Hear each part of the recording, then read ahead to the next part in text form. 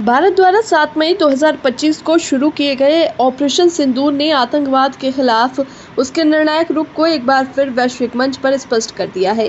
यह ऑपरेशन सिर्फ एक सैन्य कार्रवाई नहीं थी, बल्कि वर्षों से सीमा पार बैठकर भारत की शांति और संप्रभुता को चुनौती देने वालों के लिए एक सख्त चेतावनी थी।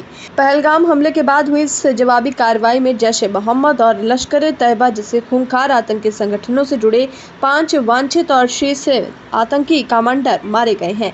भारत ने एक बार फिर साबित कर दिया है कि वो अब केवल सहन करने वाला देश नहीं रहा, बल्कि वो आतंक के स्रोत पर वार करने में भी सक्षम और संकल्पबद्ध है।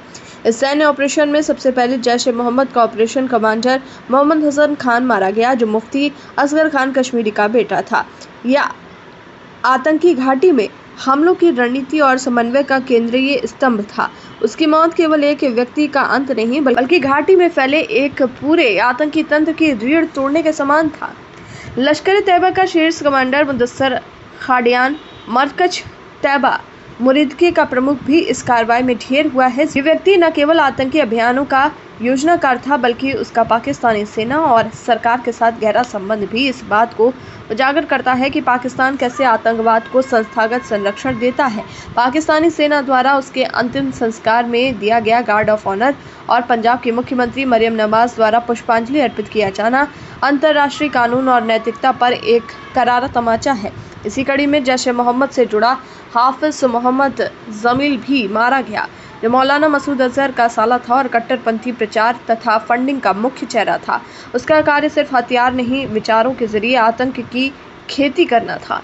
इसके साथ ही मोहम्मद यूसुफ अजहर, एक और साला और सहयोगी, जो IC 814 विमान अपहरण जैसे नृशंस अपराध में शामिल था, वो भी भारतीय कार्रवाई का शिकार बना। ये दोनों व्यक्ति वर्षों से भारत विरोधी गतिविधियों का चेहरा बने हुए थे और इनकी मौत से JM की विचारधारा पर गहरा आघात पहुंचा है।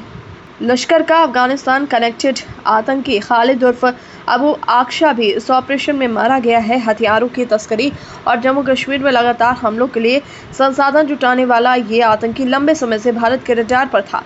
पाक अधिकृत क्षेत्रों में सक्रिय इन आतंकियों का सफाया इस बात की पुष्टि करता है कि भारत अब सिर्फ आतंकी हमलों के बाद सबूत देने और अंतर्राष्ट्रीय समर्थन मांगने तक सीमित नहीं रहेगा। वो निर्णायक प्रतिकार करेगा, वो भी दुश्मन की धरती पर। ऑपरेशन सिंदूर एक साहसिक कूटनीतिक और सैन्य कदम था, जिसने न केवल आतंक के नेटवर्क को हिला दिया, बल्कि पाकिस्तान की उस दोहरी भूमिका को भी वैश्विक पटल पर उजागर कर दिया, जिसमें वो एक ओर आतंकवाद का शिकार होने का दिखावा करता है और दूसरी ओर उन्हें संरक्षण देता है।